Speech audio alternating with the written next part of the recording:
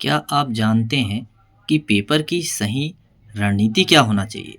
Paper निकालने के लिए पढ़ाई कैसी होना चाहिए? तो बोर्ड पेपर के लिए कैसी तैयारी हो या हमारी कैसी रणनीति हो? तो चलिए दोस्तों, आज हम इस वीडियो में यही। नमस्कार दोस्तों, मैं सचिन राय और मेरे YouTube channel PAT with Sachin में फिर से आपका स्वागत है। आज के इस वीडियो में हम यही बात करने वाले हैं। तो आज का ये वीडियो जो है हमारा अंग्रेजी के पेपर के बेस्ड है।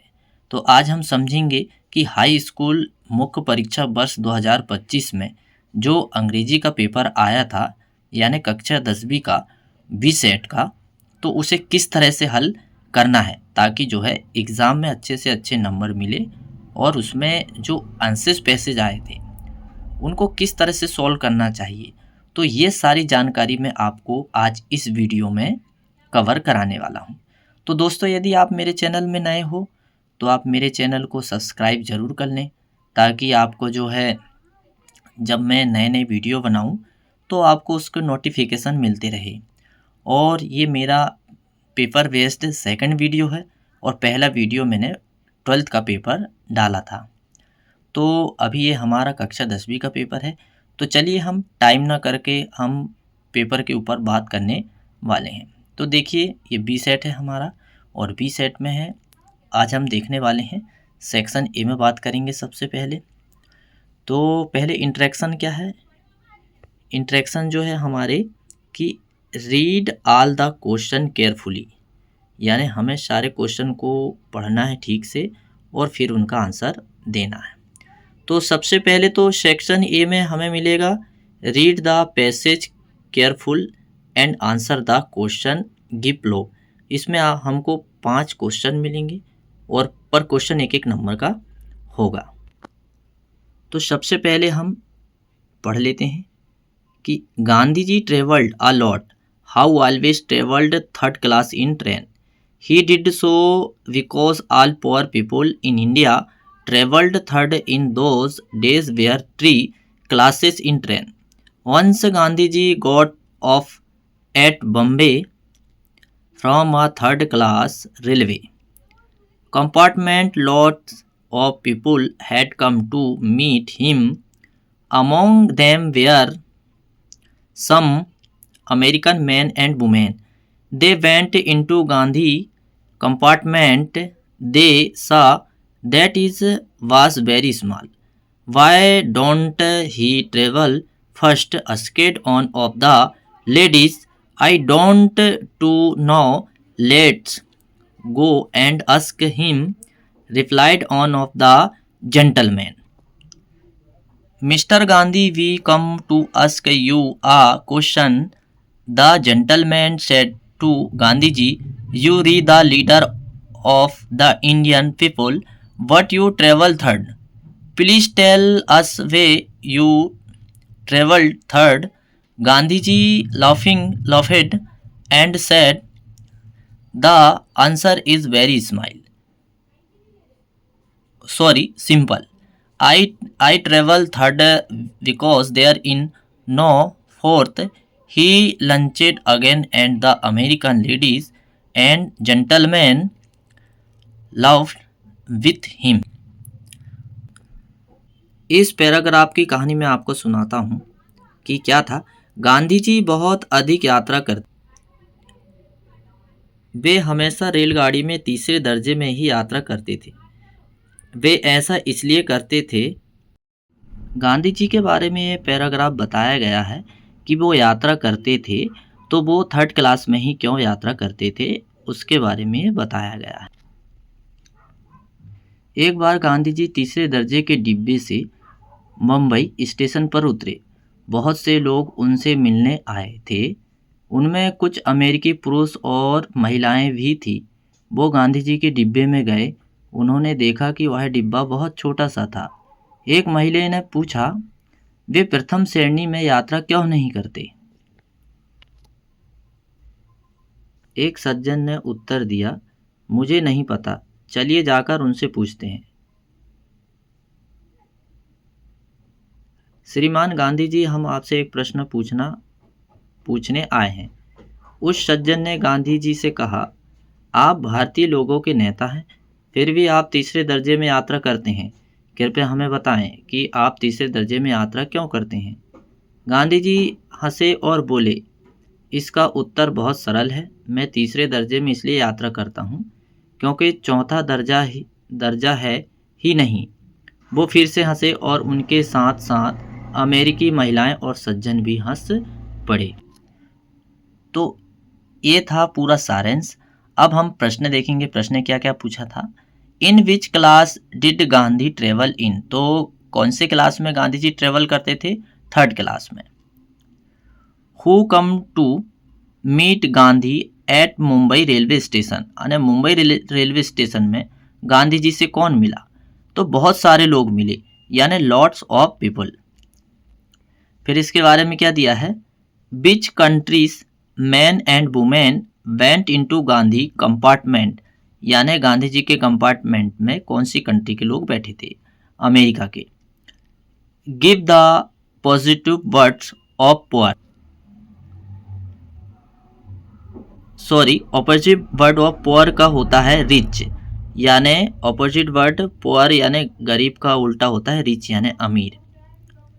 Give the synonyms of word simple, simple का क्या होता है? इजी, और हम कहें आसान भाषा में। तो इस तरह से हमारा ये पहला पैराग्राफ था। सेक्शन ए में हम सेकंड देखेंगे अब पैराग्राफ, और सेकंड में क्या पूछा है, अल्फ्रेड नोबेल के बारे में यहाँ पर दिया हुआ है कि अल्फ्रेड नोबेल कौन थे और क्या थे। तो मैं इसकी कहानी आपको सुना देता हूँ हिंदी में। 1866 में स्वीडन के एक रासायनिक, और उनका नाम क्या था? अल्फ्रेड नोबेल, ने नाइट्रोग्लिसरीन का एक ऐसा रूप तैयार किया जिसे सुरक्षित रूप से संभाला जा सकता था। उन्होंने इसे डायनामाइट नाम दिया। 1875 में उन्होंने जेलिग्नाइट का आविष्कार किया। इन विस्फोटों का उपयोग इंजीनियरिंग कार्यों में किया जाता था, लेकिन इनका स्पष्ट रूप से सैन्य उपयोग भी था। एक प्रतिबंध शांतिवादी होने के कारण नोबेल को आशा थी कि उन्हें उनके विस्फोटक युद्ध को रोकने वाले साधन के रूप में काम करेंगे और मानवता में शांति लाएंगे। लेकिन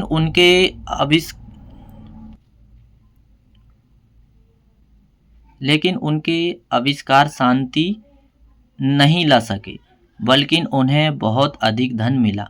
उन्होंने अपनी वसीयत में इस धन का उपयोग उन लोगों को पुरस्कार देने के लिए किया जो मानव जाति के लिए सबसे अधिक लाभकारी कार्य करें।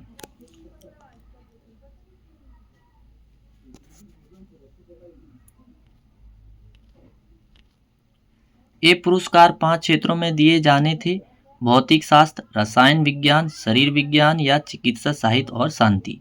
उन्होंने अपनी वसीयत में 32 लाख पाउंड छोड़े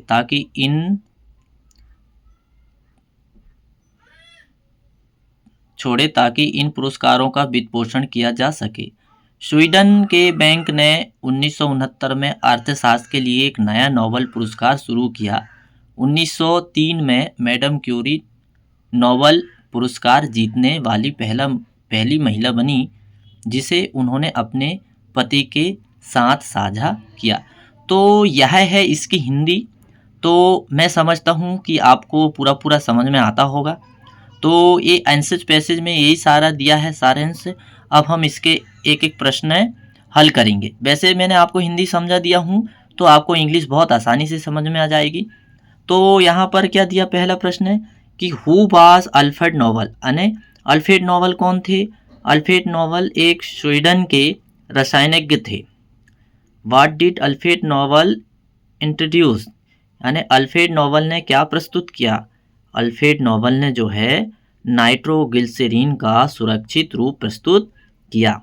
फिर अगला प्रश्न क्या दिया थर्ड में कि when did the bank of Sweden introduced a new Nobel prize in economics.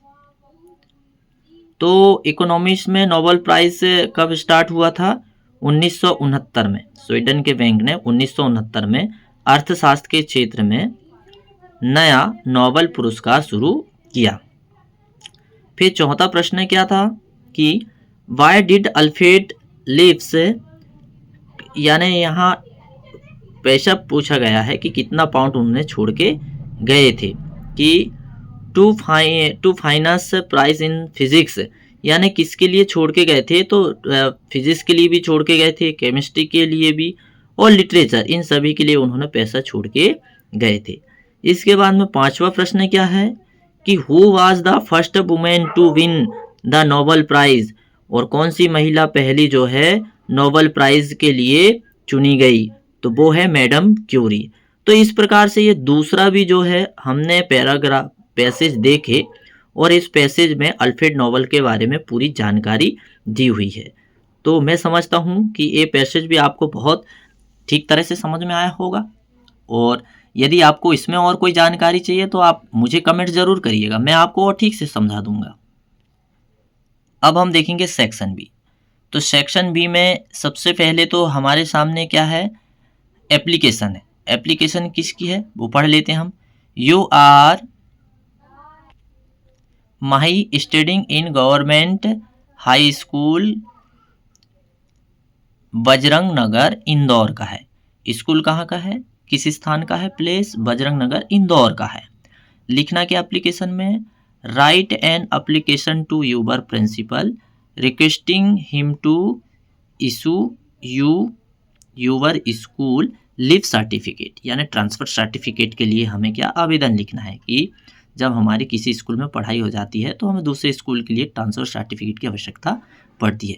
नीचे क्या दिया है, write a letter to your friend to invite him to attend your birthday, यानी यहाँ नीचे वाले में दिया है अथवा में कि भैया अपने फ्रेंड्स को बुलाइए बर्थडे पार्टी के लिए।